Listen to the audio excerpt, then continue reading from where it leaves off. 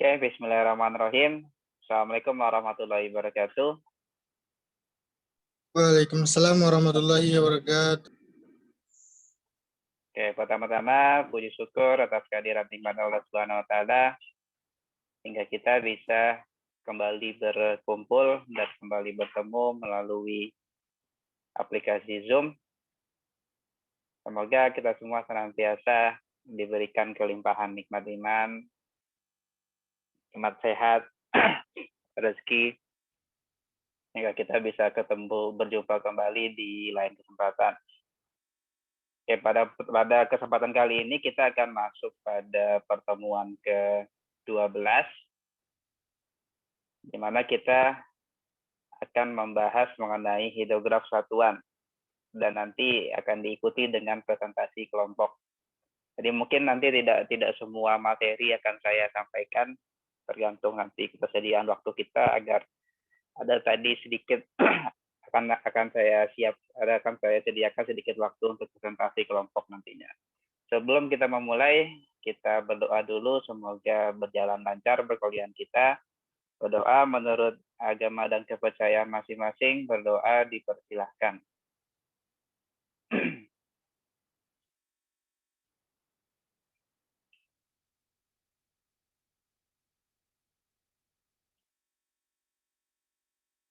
Berdoa selesai. Oke, pada kesempatan kali ini kehadiran akan saya lihat dari tanggapan atau pertanyaan yang nantinya diberikan terkait dengan penjelasan materi ataupun terkait dengan presentasi kelompok. Jadi pertama-tama saya akan mulai dari penjelasan materi terlebih dahulu. Saya akan coba share screen-nya.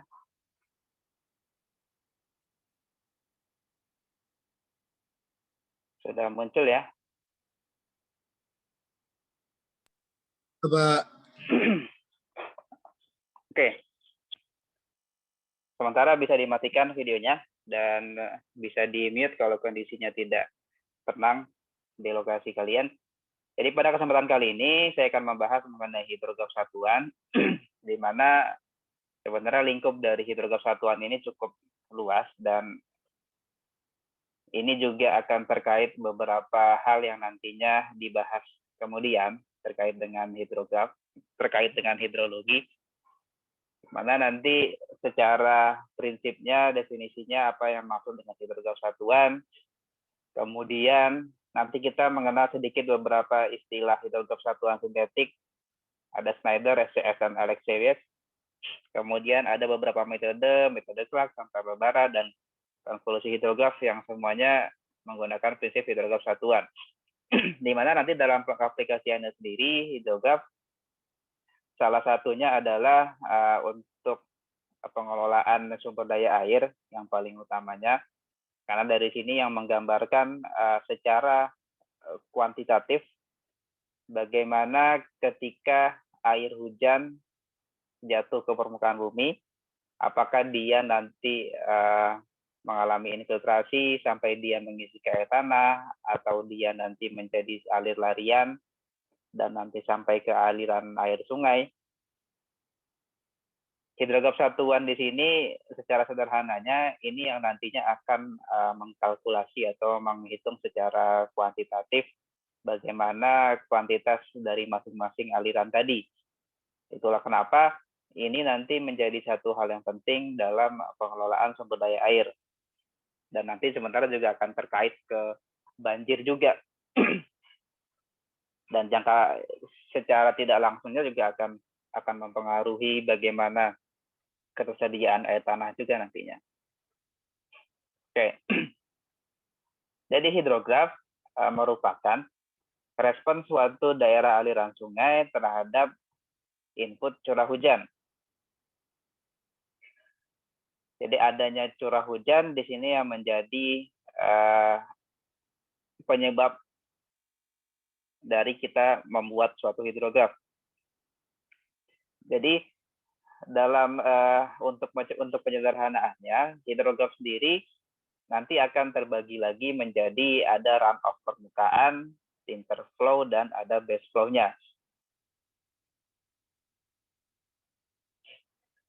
Kemudian secara umumnya, dua curah hujan yang berbeda dalam suatu daerah aliran sungai akan menghasilkan hidrograf yang berbeda. Jadi memang besaran curah hujan akan mempengaruhi bagaimana nanti hidrografnya ketika nanti kita membuat grafiknya. Sedangkan curah hujan yang sama dalam dua daerah aliran sungai yang berbeda, dia juga akan memberikan hidrograf yang berbeda juga. Karena nanti dari sisi interflow sama baseflow-nya kemungkinan besar akan berbeda. Karena dia suatu daerah aliran sungai yang berbeda. Jadi baik curah hujan maupun baseflow ataupun interflow dan bagaimana runoff permukaannya itu akan sangat penting untuk nanti kita membuat suatu hidrograf.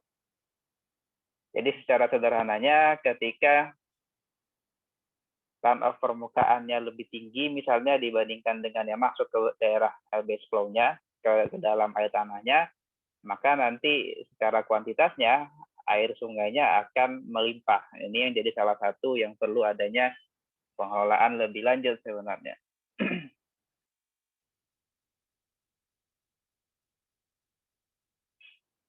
Kemudian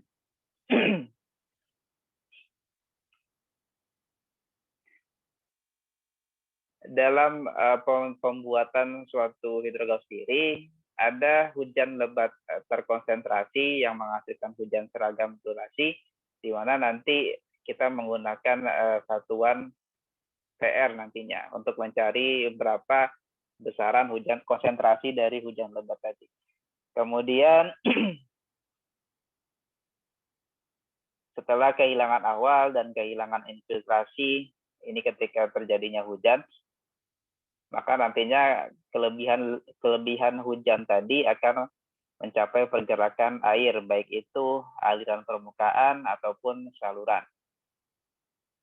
Kemudian time lag antara kejadian hujan dalam daerah aliran sungai dan waktu ketika air melalui stasiun pengukuran, itulah yang nanti dikatakan hidrograf atau storm hidrograf ataupun flood hidrograf. Jadi nanti dalam suatu hidrograf kita berbicara suatu time lag. Jadi ada rentang waktu kejadian hujannya. Yang nantinya masing-masing waktu kejadian hujan akan ada pengukuran di stasiun-stasiun pengukurannya. Jadi untuk menentukan berapa besaran seperti tadi air lariannya, base flow-nya dan interflow-nya berapa. Jadi sebagai gambarannya ini salah satu bentuk hidrograf di mana dia menunjukkan perbandingan antara debit di sini atau Q dalam meter kubik per detik dengan waktu. Yang tadi saya bilang ada time lag-nya kapan ketika terjadi hujan. Dan kondisi hujannya ini yang nantinya dimasukkan dalam suatu TR. Nanti akan ada bagaimana cara kita mendapatkan nilai TR sendiri. Jadi nantinya dalam suatu hidrograf, dia akan ada 3 wilayah karakteristik. Jadi yang pertama, di sini ada kurva naik AB atau rising limb di sini, di mana dimulai dari pertama kali hujan sampai dia berhenti. Jadi debitnya bertambah sampai dengan titik tertentu. Ketika sudah berhenti tidak ada penambahan, maka masuk ke bagian kedua, bagian puncak dari BC di antara B ini titik puncak P dan C di sini. Jadi ketika hujannya sudah berhenti, maka debitnya tidak lagi bertambah dan dia mengalami penurunan. Kemudian setelah bagian puncak ada wilayah kurva turunnya atau falling limb atau deflation curve-nya. Ketika debitnya semakin berkurang sampai ke daerah base flow-nya. Kemudian dari satu hidrograf tadi, yang pertama kita mendapatkan waktu menuju puncaknya atau TPK di sini. Jadi waktu yang dibutuhkan dari titik A di sini sampai dengan ke puncak debit yang ada di suatu daerah aliran. Kemudian ada lag time TL di sini sebagai interval waktu dari masa hujan sampai pusat masa hidrografnya. Di lag time TL yang di sini kalau secara panahnya untuk gambaran lebih jelasnya sebelum nanti dia turun. Kemudian ada istilah debit puncak tadi titik P dan lama waktu hidrograf ini yang dikatakan sebagai TP. Lama waktu hidrograf tadi dimulai dari base flow-nya berapa sih debitnya tadi, di debit dari titik A sampai ke titik yang sama lagi. Ini dikatakan sebagai titik D. Atau bisa dikatakan tidak ada lagi penurunan debit. Atau bisa dikatakan debit normalnya berapa, itulah yang nanti yang menjadi batas waktu dari hidrografnya.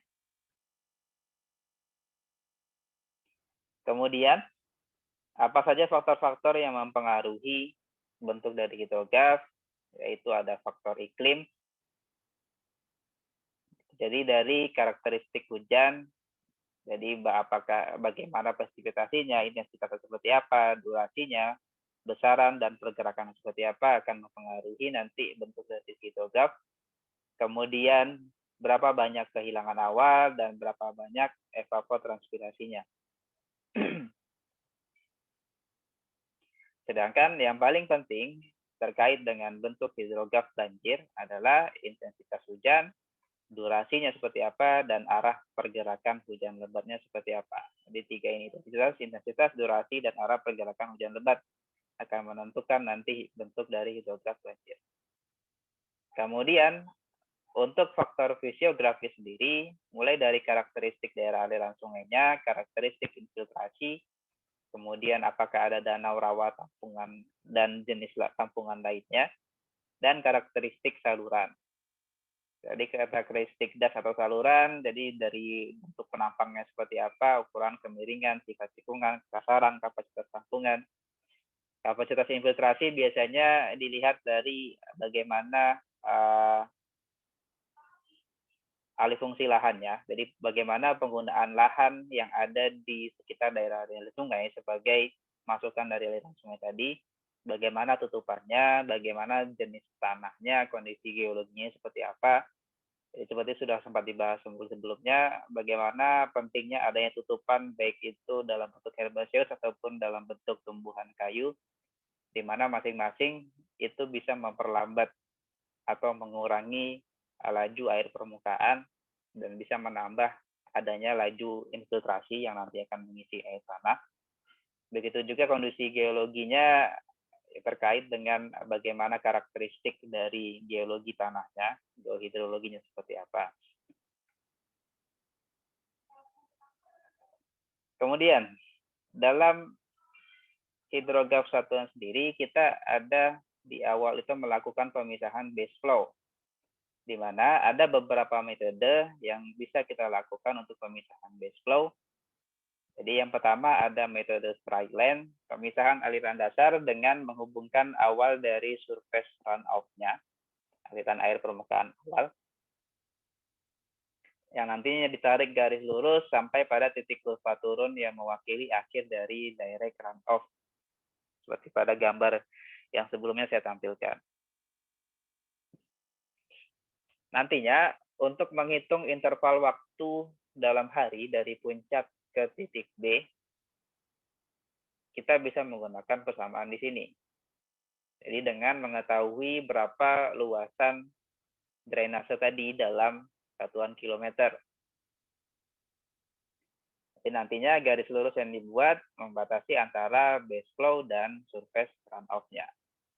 Jadi seperti yang tadi, seperti yang di sini, pemisahan base flow-nya, kita menarik garis lurus dari titik awal sebelum terjadinya peningkatan debit tadi sampai dengan penurunannya. Ditarik garis, ini yang nanti kita asumsikan base flow-nya adalah di debit base flow-nya batasannya adalah dari titik A di sini. Kemudian metode kedua, ada kurva base flow. Kurva base flow yang ada ke arah berlangsungnya surface runoff diteruskan sampai saling berpotongan dengan ordinat yang digambar pada puncak. Jadi kalau di sini ada pada titik C nantinya. Di titik puncak kita tarik satu garis, kemudian pertemuan antara garis A sama garis B di sini yang nantinya kita asumsikan sebagai base flow-nya.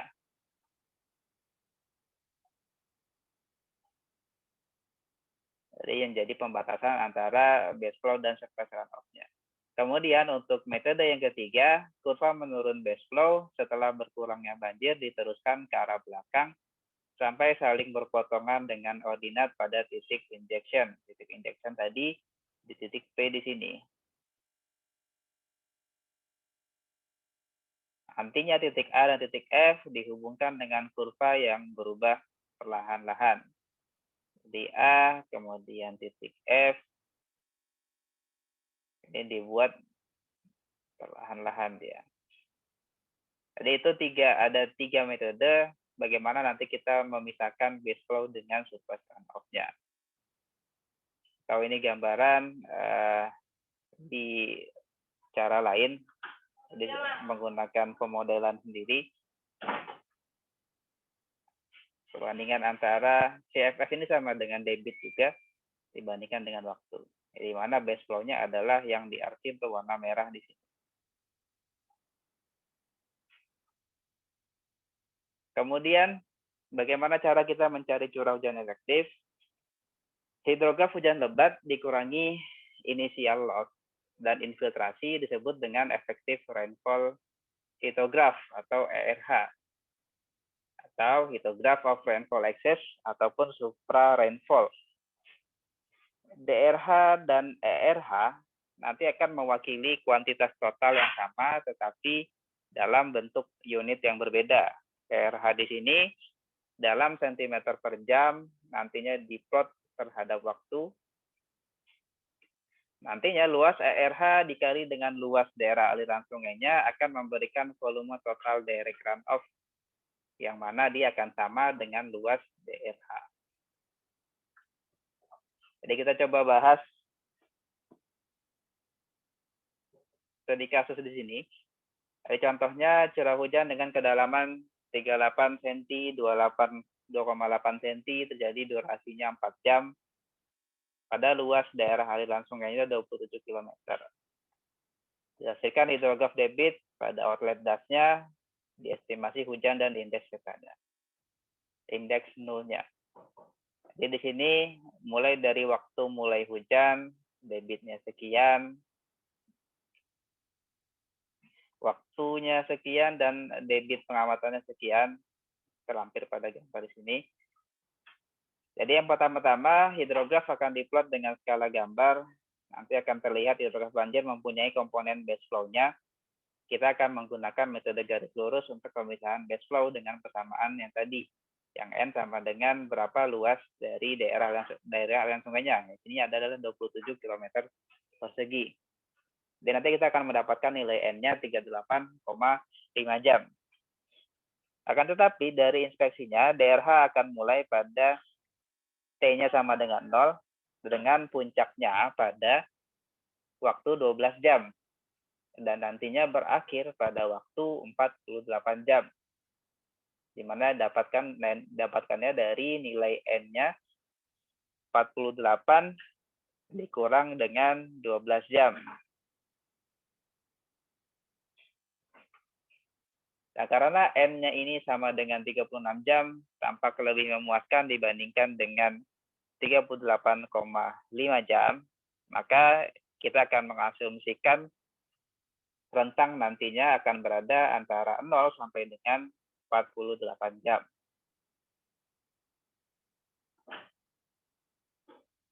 Jadi kurang lebih kita membuat hidrografnya sendiri sesuai dengan gambar yang saya tampilkan di sini. Bagaimana tadi debitnya, kemudian di sini curah hujan berbeda di 4 jam pertama, kemudian di 4 jam berikutnya.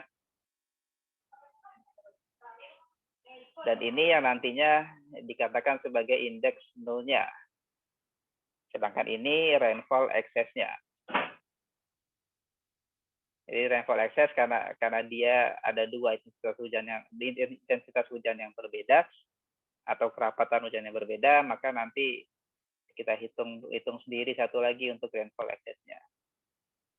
Sedangkan ini tadi kita menggunakan penarikan garis lurus saja untuk base flow-nya, yang nanti memisahkan antara base flow dengan direct runoff-nya. Jadi dari sini kita dapatkan direct runoff-nya adalah sekian.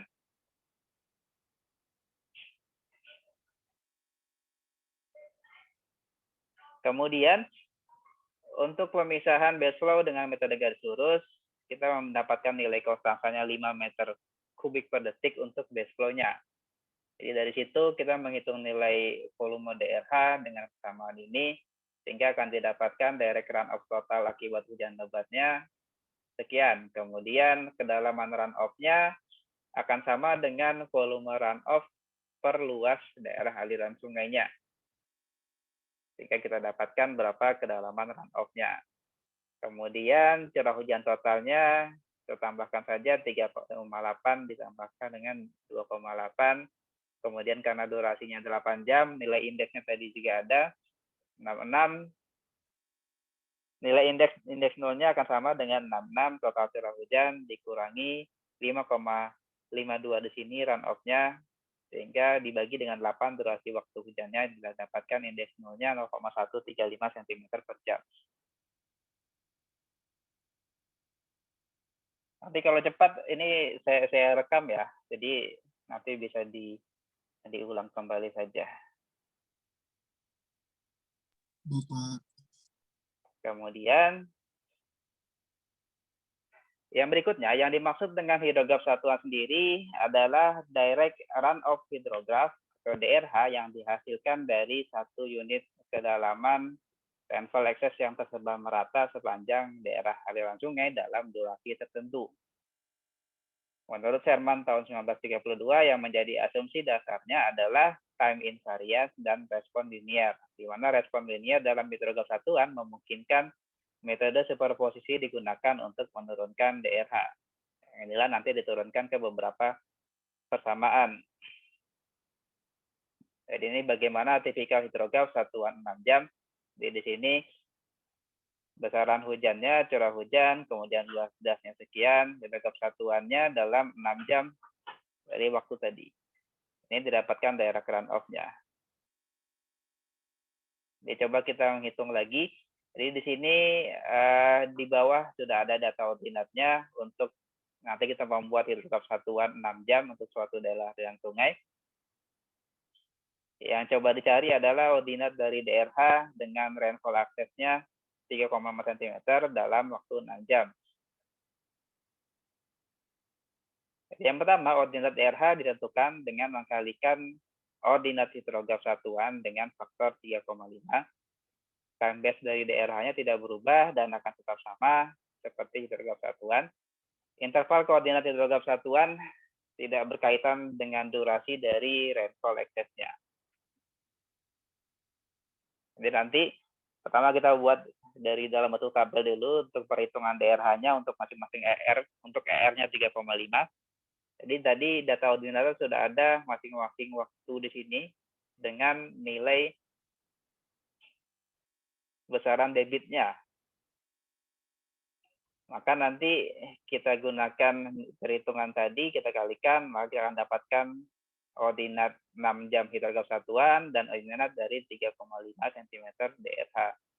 Sehingga nantinya ketika kita buat hidrograf satuan per 6 jamnya, kita akan mendapatkan masing-masing untuk UH dan DRH-nya.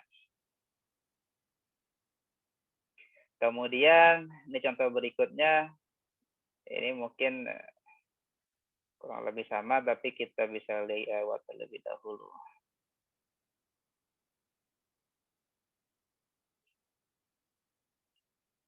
Kemudian, untuk hidrograf satuan sintetik sendiri, biasanya di sini dimanfaatkan contohnya untuk kita bisa mendapatkan informasi mengenai hujan dan hasil hidrograf banjir yang dibutuhkan. Jadi di beberapa peraturan juga ada beberapa metode ini digunakan, seperti metode Schneider ini,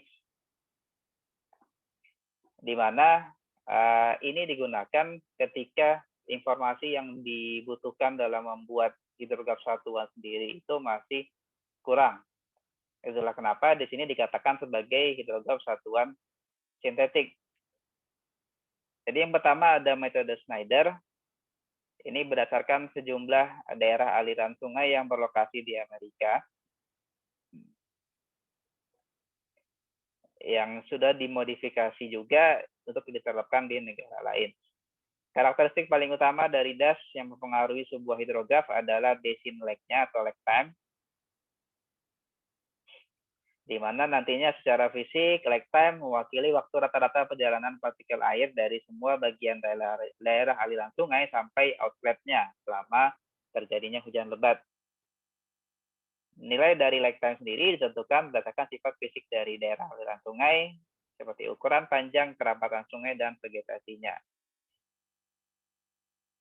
Kurang lebih sama gambarnya. Persamaan Schneider menggunakan persamaan berikut. Jadi ada koefisien yang mewakili kemiringan dasnya, kemudian nilai jarak yang diukur dari outlet ke titik sentroid dari das, dan panjang dasnya diukur dari outlet ke batas hulu dari dasnya.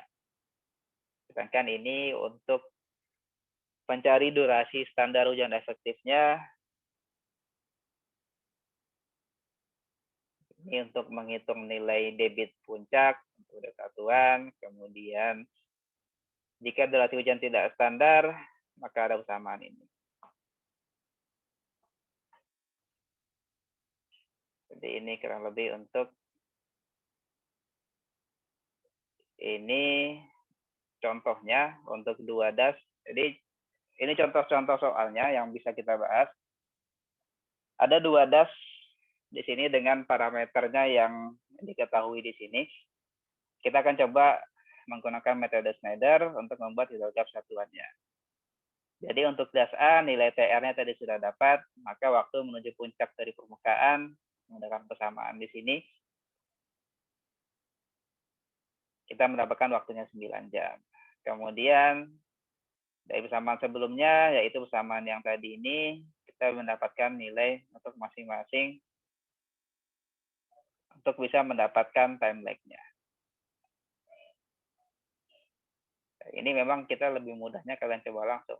Jadi nanti akan saya share materinya saja.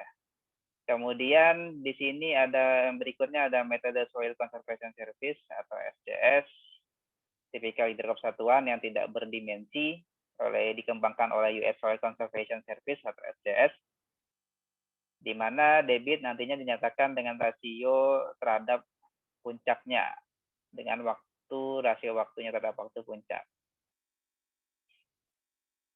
Jadi ada perubahan nilai TTPK di sini yang nantinya membedakan dengan metode yang lain. Kemudian untuk metode Alexeyev, persamaannya adalah menggunakan persamaan ini.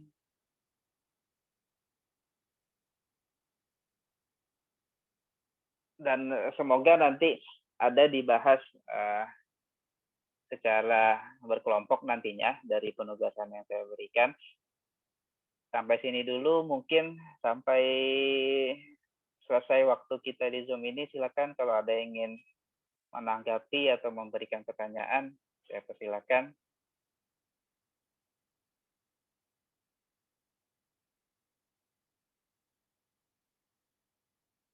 Masih bisa kita untuk presentasi nanti kalian kelompok. Ada?